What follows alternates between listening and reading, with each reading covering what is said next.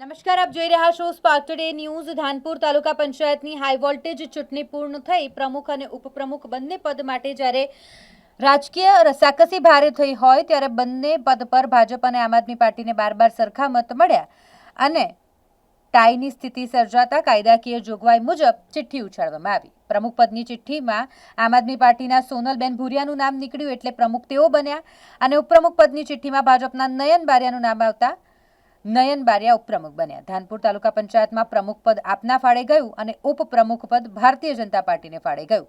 પૂર્વ મંત્રી અને ધારાસભ્ય બચુ ખાબડના ગઢમાં ભાજપને પ્રમુખ પદ ગુમાવતા રાજકીય ચર્ચાઓ તેજ થઈ છે। પ્રમુખશ્રી અને ઉપપ્રમુખશ્રીની આજે આપણે વરણી કરવામાં આવી।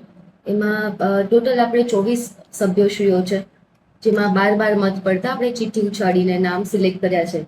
જેમાં પ્રમુખશ્રી તરીકે ભુરિયા સોનલબેન અલ્કેશભાઈ આમ આદમી પાર્ટી તરફથી અને ઉપપ્રમુખશ્રી તરીકે નયનકુમાર જુવાનસિંહ બારિયાભાઈ જે ભારતીય જનતા પાર્ટીમાંથી સિલેક્ટ થયા છે।